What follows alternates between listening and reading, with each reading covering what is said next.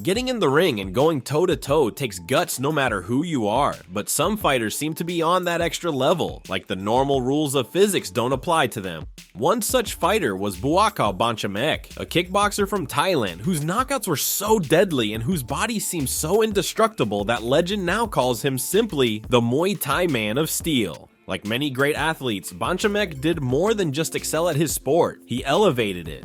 Muay Thai viewership increased around the world thanks to his exceptional and versatile talent. His vicious ferocity made his fights must-see TV. He didn't just knock his opponents out, he often sent them crumbling to the canvas in theatrical fashion. Just when audiences thought they'd seen the most this whirling flaming fighter could dish out, he would stun them again, each victory seemingly more dramatic than the last. Banchamek is easily ranked among the greatest Muay Thai fighters to ever walk the earth. Today, we're going to take a crash course on the Muay Thai Man of Steel. We'll study how he came to be such a legendary fighter. We'll also see firsthand how devastating and exhilarating his fighting style was. Sit back, relax, and don't blink. The Man of Steel can make his move in the blink of an eye. Background. Before he was a real-life superhero, Buakaw Banchamek was just a seemingly ordinary boy in Surin, Thailand. Surin lies next to the border with Cambodia, and Buakaw was born in 1982, just years after a period of intense turmoil in the region. Throughout Southeast Asia, a culture around martial arts grew from the years of war and rebellion seen in the 1960s and 70s. Thailand was no exception. The sport of Muay Thai has a murky history, but it seems to stretch back far into Thai tradition. The modern version of the art we know today became recognized in the latter half of the 20th century, right around the time Buakaw was growing up. Buakaw, whose birth name is Sombat, began fighting when he was only 7 years old. Steeped in a heritage that prides itself on resilience and self-discipline, the young Sombat sparred with his friends under the shadow of surrounding temples and coconut trees in his home province. There is much legend and speculation about this somewhat mythical time in Buakaw's early life. He claims to have fought numerous fights, even as a child. Virtually all of these alleged fights are undocumented. According to Buakaw, he won the first match he ever fought, taking home a grand prize of less than $3. Given there is no proof this story is actually true, it might sound a little far-fetched, but the truth is that in Thailand even today, it is common for Muay Thai fighters as young as 7 or 8 to compete in prize fights, hoping to win money to help support their families. Given all that we know about the Muay Thai Man of Steel today, there is little reason to doubt his story.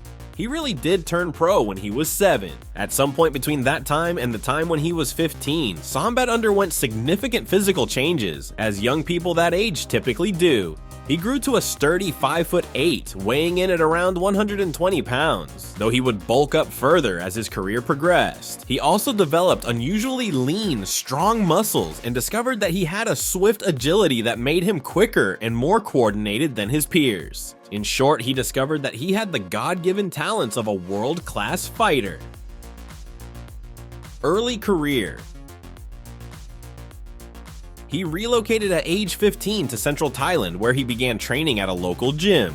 When he first began fighting, he went under the nickname Damtamin Kiat Anan, which translates to Taste of Knowledge. With a stylish moniker and obvious natural talent, the young Sombat seemed poised to take Bangkok's fighting scene by storm.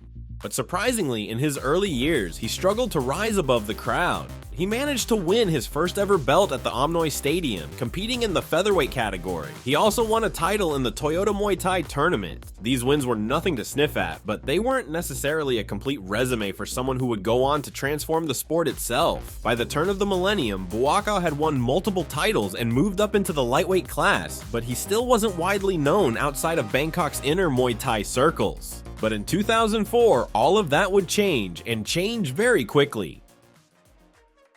K1 Kickboxing.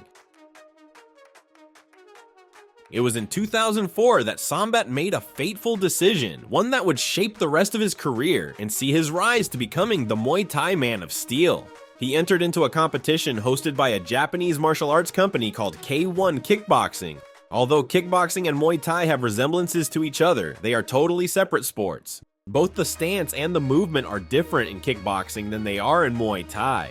The scoring system and the striking system are also different. But perhaps most notably, one of Muay Thai's most fundamental moves is subject to different rules in kickboxing. The move is called the clinch. It's similar to grappling, and it allows fighters to use their elbows and knees while locating sweeps, strikes, and angles. K1 would eventually go on to ban the move altogether. In its early days, however, the move was still allowed but discouraged and time restricted. In short, Buakaw, now 22, would have to adjust to a different stance, a different style of movement, and fights with far less grappling, in addition to a different scoring system. It would have seemed at the time like a risky move for the young fighter who was looking to build upon his success in Muay Thai, which until that point had only been moderate at best. But as fate would have it, kickboxing would quickly prove to be the platform on which Sombat, who entered the ring under the new name of Buakaw Banchamek, shined above the rest. One secret weapon he had, which his kickboxing opponents were prone to underestimate, is that although Muay Thai is famous for knee and elbow combat, Buakaw had trained in a sub-style of Muay Thai called Muay Thai. He was, in other words, a kicking specialist. Obviously, this would be helpful when entering into the world of kickboxing, but when the 22-year-old entered the K1 Max Grand Prix in 2004, few expected that he would be able to compete on the highest level against those who had been kickboxing for years prior. In his first ever season, Buakaw Banchamek would shock the world. He destroyed his K1 opponents, leveling powerful, rapid kicks, the likes of which none had ever seen. He upset notable kickboxers who were heavily favored to beat him, including John Wayne Parr, the gunslinger, and Takayuki Kohirumaki. He went undefeated all the way to the finals, where before a stunned crowd, he beat defending champion Masato Kobayashi. It was as good a kickboxing debut as Buakaw could have possibly had, and it shot his reputation to instant international status. When he returned to fight in 2005, he was already one of the most popular kickboxers in the world, and he was still yet to lose a single fight. His greatness was now undeniable, but his 2005 season would prove more controversial than his first. Buakaw tore through opponents with the same lethal ferocity as he had the previous year. He seemed destined to repeat his undefeated rise to the title for a second year in a row. By now, he'd also earned himself a new nickname, the White Lotus. He easily qualified for the finals once again, earning the right to join 7 other fighters at the Yokohama Arena in front of 17,000 rabid fans. As he had all year and the year before, Buakaw made his presence known right out of the gate. He defeated a Mongolian fighter named Yadamba Narantunggalag, advancing to the next match. Next, he faced an old rival, Albert the Hurricane Kraus. Kraus and Buakaw had fought earlier that year, and it had gone right down to the wire. Buakaw had won, but only by split decision, and after fighting an additional round, both fighters were keen to make this fight end quicker than the last. The result was that it once again wore on through several rounds. In the end, Buakaw displayed one of his best weapons, his stamina. Against a man nicknamed the Hurricane, outlasting him was no easy feat, but the young Muay Thai man of steel simply did not relent, bombarding Kraus with a frenzy until his opponent was clearly in low battery mode. Buakaw would prevail again, this time by unanimous decision. In the final, he faced Andy Sauer. The Dutch fighter had something in common with Buakaw. He too had begun kickboxing when he was just 7 years old. Despite this, his fighting style was noticeably different. Sauer had a polished technical style, smooth rather than explosive. Throughout the fight, this made it difficult for judges, or anyone for that matter, to tell whether Sauer or the explosive kicking blur of Buakaw had the upper hand. In the end, the fight came down to the judges. Controversially, to the surprise of many, Sauer was crowned the champion by split decision. Buakaw Banchamek had finally been toppled. It wouldn't last long, however. The very next year, he was back in the finals, and he faced Andy Sauer a second time. This time executing a more hand-strike-heavy strategy than before, Buakaw was able to avenge the previous year's loss and was crowned the 2006 K1 champion. This time, he won by technical knockout. Stardom. For most of the 2000s, Buakaw was the most visible kickboxer from Thailand, representing a style of fighting that his home country gave birth to. It made him a massive cultural figure, and a huge inspiration to young Thai kids who would go on to fight in today's martial arts universe. In 2010, Buakaw co-starred in a Thai action movie about a band of Thai warriors who rescue and train a mercenary samurai in the 17th century. Yamada, the samurai of Ayutthaya, was not an international blockbuster, but it did become something of a cult classic and took Buakaw's larger-than-life image to even greater heights. That same year, Buakaw, now nearly 30, entered the shoot boxing world tournament in Tokyo. His old foe Andy Sauer also entered but was beaten in the semifinals by an American named Toby Imada. Imada advanced to the final where he faced the Muay Thai Man of Steel. Buakaw defeated Imada by technical knockout in the second round. Buakaw was thus the 2010 shoot boxing world champion. In the eyes of many from his home country in Thailand, Buakaw was now the ultimate Muay Thai fighter. His popularity was so great that he continued to compete in various special events and make media appearances throughout the 2010s. In 2012, it was announced that he was parting ways with Porpramuk Gym after long-standing conflict with management. Buakaw signed with a new sponsor, Buakaw Boxing, and finally adopted the name we know him by today, Buakaw Banchamek. Every fight Buakaw Banchamek entered the ring for was like a victory tour that fans couldn't afford to miss. He had built a legacy for himself that would be the dream of any aspiring fighter, but the poster child of Muay Thai could not rest his competitive spirit. He made his official return to legitimate fighting in August of 2013. Buakaw was now in his 30s, but at Max Muay Thai 3 in China, he still stood out as one of the strongest competitors. He also stood out in his old stomping grounds of K1, frequently returning to the semifinals.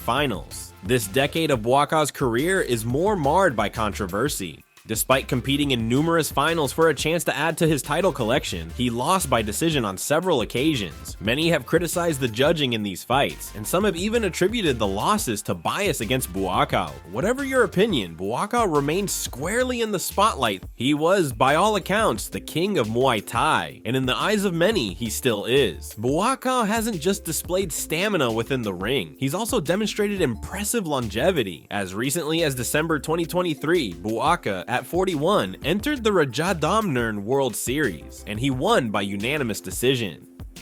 In 2024, Buakaw was set to fight Manny Pacquiao in an exhibition match that seemed liable to break the internet. The fight has since been called off, but there are still rumors that it could happen in the future. In addition to the incredible speed, stamina, and strength that make Buakaw a natural superstar, he is also famous for his warrior-like work ethic. A typical training day for Buakaw Banchamek involves rising at dawn, running as far as 10 miles, training for hours with bags, pads, and sparring sessions, and then running again. Typically, he finishes after sunset with just enough time for dinner. Athletes of this caliber are often revered in their homelands, but in Buakaw's case, the reverence is on another level. In Thailand's Chiang Mai province, there is a village named after him. Buakaw Village was created in 2012 by the man himself and has its own bungalows, restaurant, and of course, training gym. If that's not a legend, it's hard to imagine what is. Thanks for watching. Be sure to subscribe to keep up to date as we release videos every week.